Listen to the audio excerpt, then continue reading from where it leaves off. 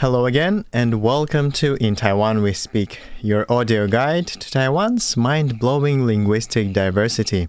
I am Alexander Shin, and this is the last part of our conversation with Professor Christopher Joby. Professor Joby is a researcher of Dutch and Spanish colonial periods in Taiwan, and we talked more about that in our previous two episodes.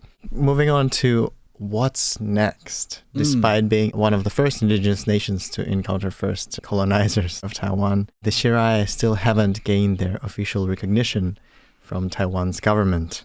Why do you think that's the case? Mainly for historical reasons. Firstly, during the Qing period, the Qing divided indigenous people into two groups, basically the mountain or plains, or as they called them often, the raw and the cooked. The cooked were ones who'd come under the influence of Chinese culture, and the raw hadn't, and they were the ones typically in the mountains. So the Qing had already begun to divide the indigenous peoples, and the ones on the plains, the cooked ones, were gradually subsumed within Chinese culture. Including Siraya. Including the Siraya, indeed. And it's thought that by the mid-19th century, there probably weren't any active speakers of Siraya. One of the interesting artifacts in a museum in Tainan is a board which indicates how Siraya surnames should be translated into Chinese surnames. So that shows, that they were being culturally and linguistically subsumed within Chinese culture. When the Japanese came along, they eventually recognized 9 different mountain tribes, such as the Tayal and the Bunun, and the people on the plains, such as the Taukas, the Siraya and the Babuza, were kind of subsumed within the concept of Pingpu. They were the plains people. As I understand it, when the Japanese were replaced by the KMT regime, the KMT identified the mountain tribes as the indigenous people. That group of 9 tribes effectively became the basis of who's indigenous, who isn't. That number over time has grown to 16, which it currently is. Throughout the period of the Japanese and the KMT regimes, the Pingpu were excluded from being seen as indigenous. Now, with the coming of democracy and the realization that there isn't just one Taiwanese identity, the Pingpu have been trying to reassert their rights, and that ultimately culminated in a decision by the Constitutional Court in October 2022, which said that if certain groups fulfill certain criteria, such as having their own language, then they too can be identified as indigenous. The government had 3 years to pass a law to make that happen. So recently, several groups such as the Pazé and the Siraya have submitted applications to the government to be recognised as indigenous. Those applications are currently being reviewed. It's quite likely that Siraya are going to become the 17th officially recognized indigenous nation. Or perhaps the 18th. But yeah, certainly one 18th. of the Pazé beat the Siraya to it. They submitted their application earlier. The Siraya are now recognized at the regional level, right, in Tainan. Correct, yeah. And 2 more indigenous tribes are recognized as indigenous in parts of Kaohsiung, I think. The Makatao and the Taiwan. Right. Yeah. Are these 2 going to submit their communities? Are they going to submit application for the central? I believe they will be doing that. I don't know so much about those 2 groups. Yeah. Right. Now, speaking about the discovery that you've made, but also the significance of those sources for Siraya language, how big of an argument are these sources in the Sirayans' bid for official recognition as an indigenous people?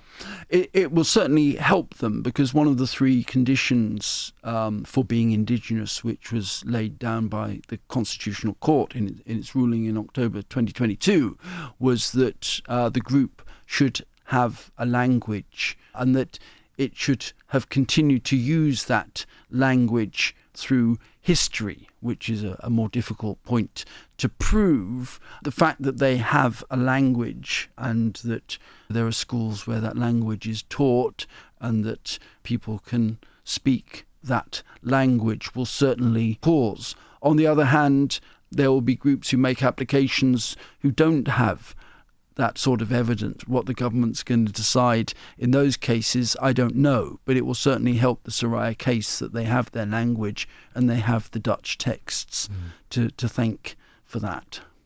It sounds to me like a chicken and egg situation where these communities need the official recognition to be able to have resources allocated for revitalization and education and schools. On the other hand, they are supposed to prove that they already have that to get that recognition. Yeah, you're right. It is a complicated process. The fact that the Siraya have been recognized at regional level, at Tainan city level, will certainly help them because they'll have had 15 years or so in which Siraya has been taught in schools and money to produce textbooks and other learning aids. So that's helped them to get to that level where they can then approach the national government for recognition. But it's kind of happened in a piecemeal way. I would like to talk about a concept often mentioned when we talk about the Pingpu peoples or the indigenous peoples of the plains.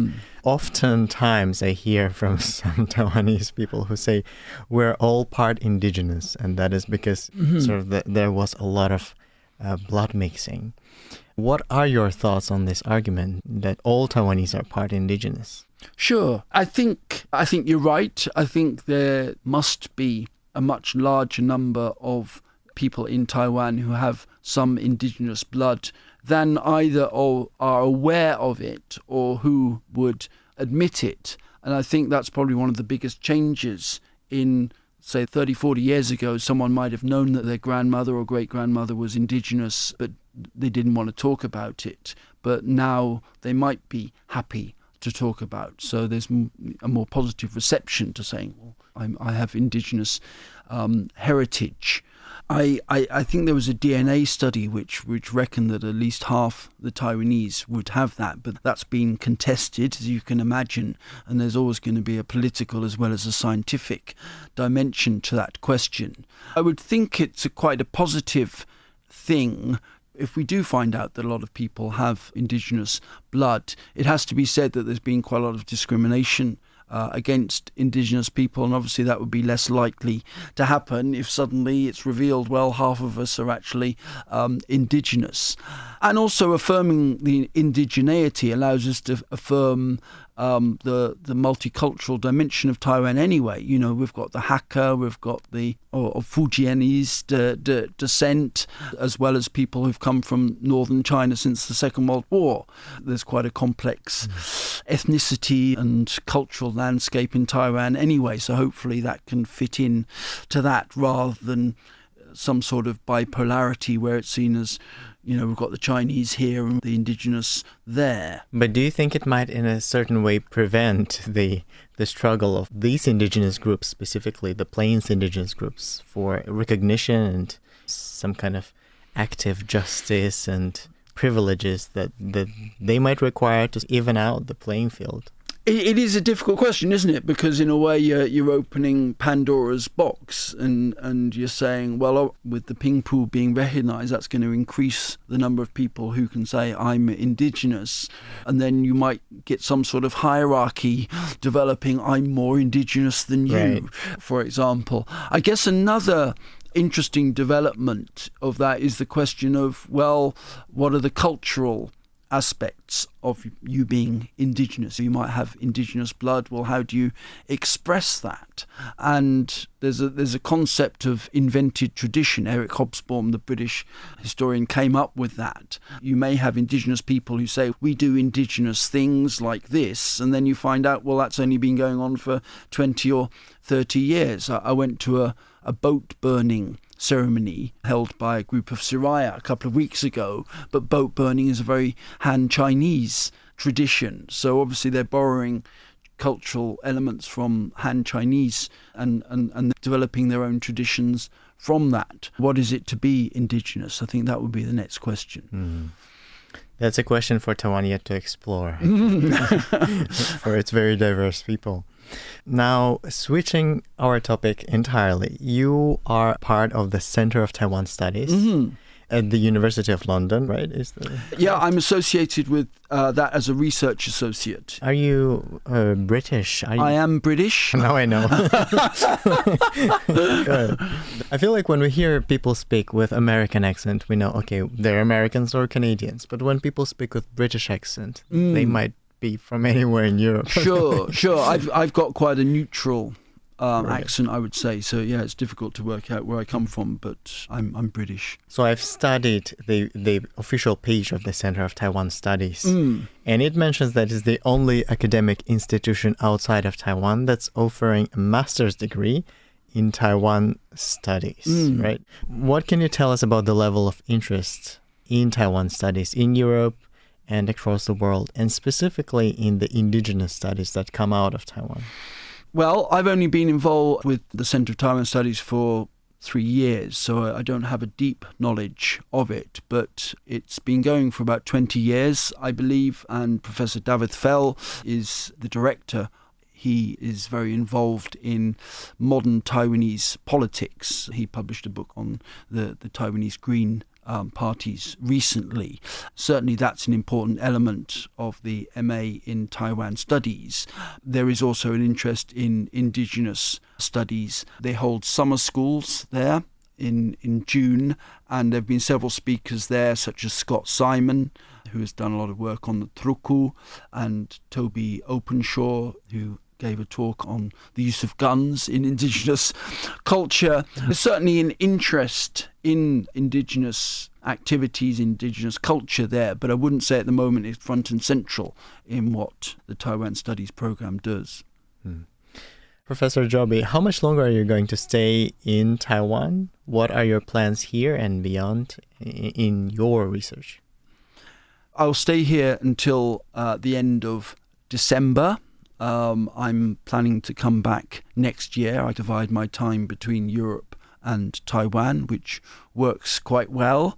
My future research plans are based around engaging with Indigenous culture. One area that I'm particularly interested in is Christianity, the Indigenous people, because 90% are Christian or nominally Christian. I often visit Indigenous churches, and some of the artwork in those churches I find very interesting. My future research will probably explore some element of the engagement with Christianity by Indigenous people, and that carries on my work in my book, which is entitled Christian Mission in 17th Century Taiwan. So I've looked at, the first chapter, if you like, in the history of Christianity in Taiwan, and in the future I want to look at later chapters in that history.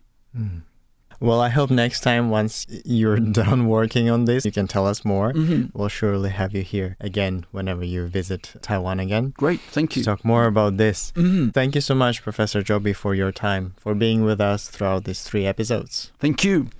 And dear listeners, thank you for tuning in. If you've enjoyed these past 3 episodes, then please give us some boost on social media, and don't forget to recommend this program to your friends. And of course, do come back next week for another one of Taiwan's fascinating languages, or an interesting conversation on their significance for their speaking communities. Once again, this was In Taiwan We Speak. I am Oleg, and see you next week.